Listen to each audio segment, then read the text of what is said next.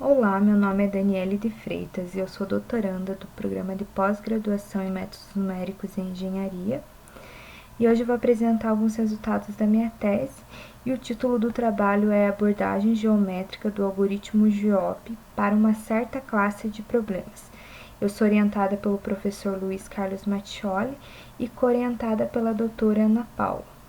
Eu faço parte de um grupo de pesquisa chamado LINX, que surgiu através do projeto PID entre a Federal, a Copel e o Lactec. Então, vou fazer uma rápida introdução ao tema. O algoritmo GEOP que será tratado nesse trabalho, ele foi desenvolvido em um trabalho de Flodas em 1990 para uma certa classe de problemas que satisfazem algumas condições rigorosas que ele denominou de condições A. Esse algoritmo ele serve para resolver problemas não convexos, né, em que as não convexidades são termos quadráticos, polinomiais ou bilineares. E ele tenta sempre achar o ótimo global do problema. Então, esse algoritmo ele possui convergência epsilon finita e otimalidade epsilon global. No algoritmo, o espaço das variáveis é dividido entre as que são complicadoras e as que não são. Variáveis complicadoras são aquelas que, quando fixadas, tornam o problema convexo.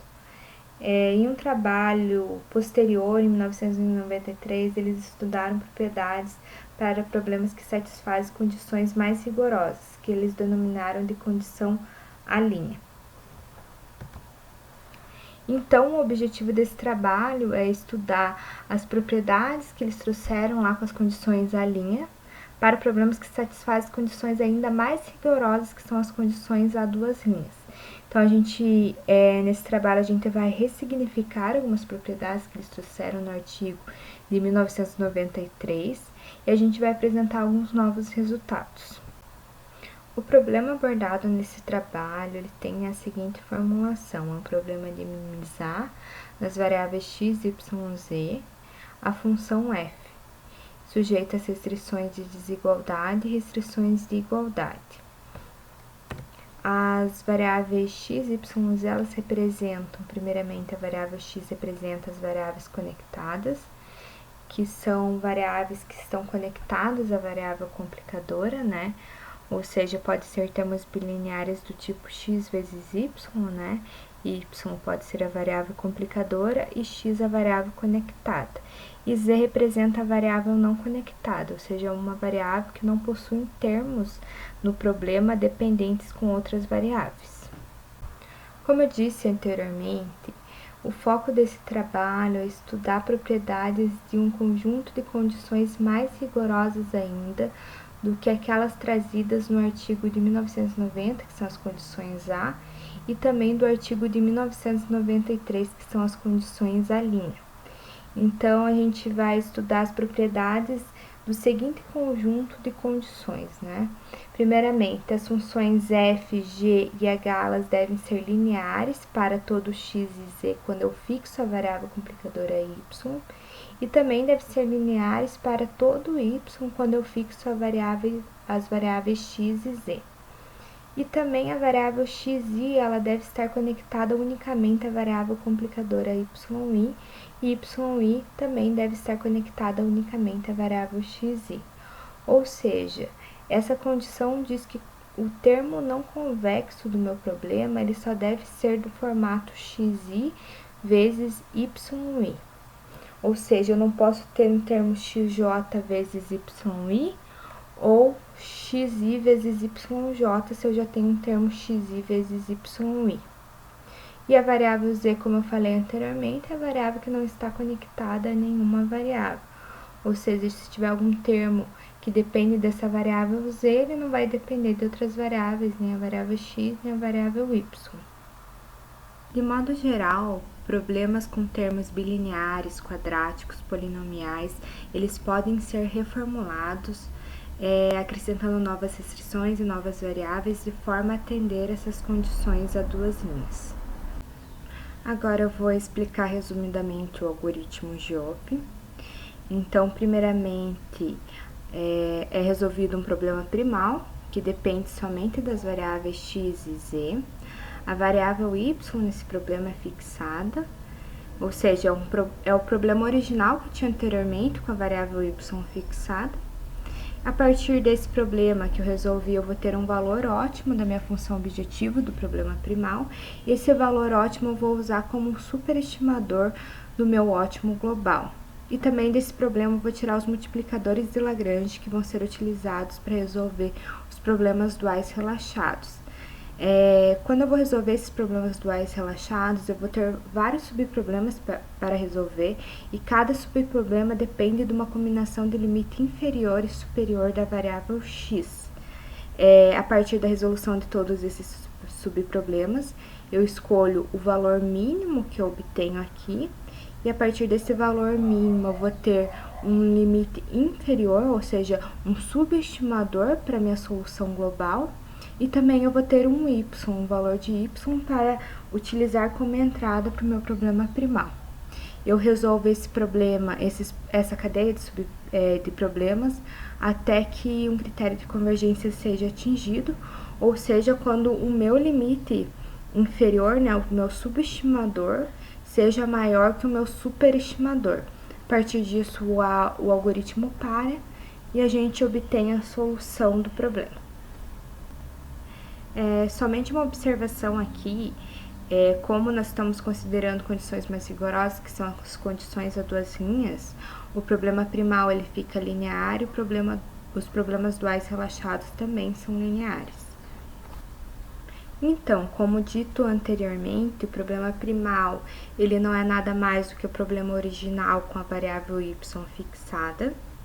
Agora, os problemas duais relaxados, eles são formados por dois tipos de cortes, né? Dois tipos de restrições que eu vou acumulando ao longo das iterações. O primeiro é um corte baseado na função lagrangiana, e outro tipo de corte são os cortes baseados nas condições de otimalidade de primeira ordem.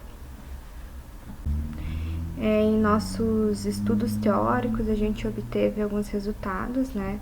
Eu vou destacar 4 deles.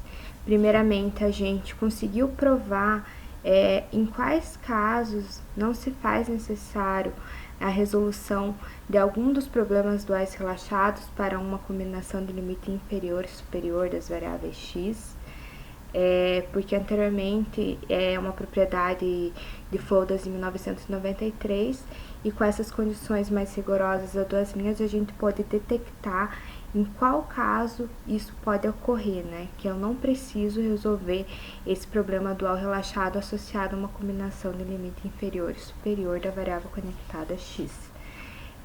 Também a gente mostrou em quais casos não se faz necessário nem a consideração das restrições de condição de qualificação, né? Eu não preciso colocar esses cortes em alguns casos, e a gente detectou quais são esses casos. Também a gente demonstrou que as restrições de condição de qualificação, elas são apenas atualizações dos limites inferiores e superiores das variáveis complicadoras y. E então, como eu sei que é apenas uma atualização do limite inferior e superior dessas variáveis, eu não preciso ficar carregando essas restrições ao longo das iterações. Então, basta eu salvar a última atualização do limite inferior e superior, que eu estou considerando essa condição de qualificação. Em um trabalho anterior do Flodas, ele modelou os problemas duais relaxados em apenas um problema linear binário misto. Mas aqui, com a teoria demonstrada, pudemos dar uma interpretação geométrica diferente ao problema. Modelamos também esse problema dual relaxado, os problemas duais relaxados em apenas um único problema linear binário misto, porém isso foi feito através da interpretação geométrica e também de uma forma mais intuitiva. Para validar a teoria desenvolvida nesse trabalho, realizamos alguns experimentos numéricos comparando o tempo computacional do GEOP desenvolvido por Flodas com um algoritmo GEOP modificado que foi obtido através dos resultados trazidos nesse trabalho. Então, primeiramente, rodamos 7 problemas não convexos, são problemas pequenos que foram retirados de um livro de problemas não convexos, sendo que o 7º problema ele se divide em 4 casos.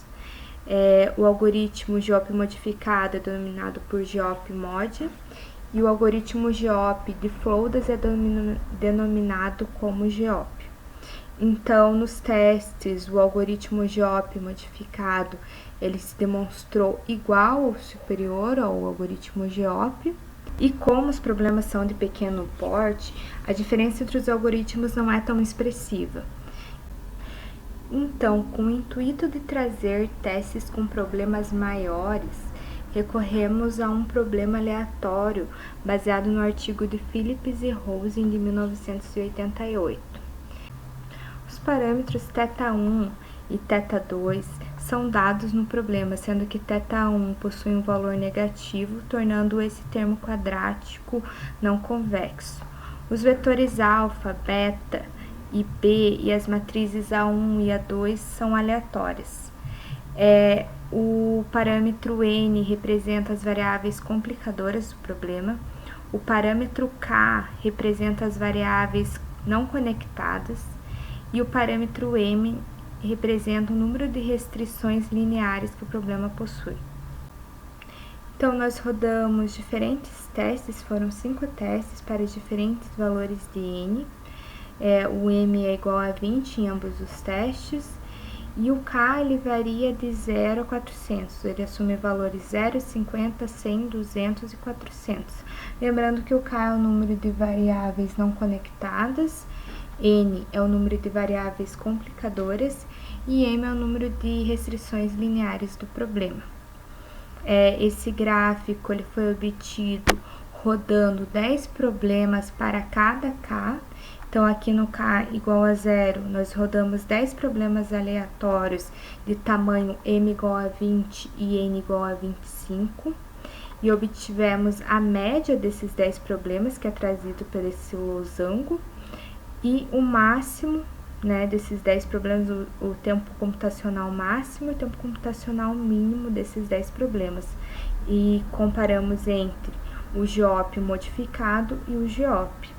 E vimos que, em média, o tempo computacional do GEOP foi menor em cerca de 3 vezes ao algoritmo GEOP. No teste 2, nós tivemos n igual a 50, e, em média, o tempo computacional do GEOP modificado foi 5 vezes menor do que o GEOP. Com n igual a 100, o GEOP modificado teve um tempo menor de aproximadamente 9 vezes. Com n igual a 200, o GEOP modificado teve um tempo médio computacional 14 vezes menor que o GEOP original. E com n igual a 400, esse tempo foi menor em 22 vezes. Portanto, de acordo com os testes trazidos aqui, o algoritmo GEOP modificado se mostra promissor para uma certa classe de problemas que satisfazem essas condições a 2 linhas, sendo que essa classe ela pode ser mais genérica, através da reformulação do problema e alcançar problemas quadráticos, bilineares e polinomiais. Esse trabalho foi desenvolvido pelo grupo Links, no âmbito de um projeto P&D proposto pela Copel Geração e Transmissão. E nós agradecemos também ao CNPq, à Universidade Federal do Paraná e também ao Programa de Pós-Graduação em Métodos Numéricos e Engenharia. E por fim, aqui estão as referências utilizadas nesse trabalho. Eu agradeço a sua atenção.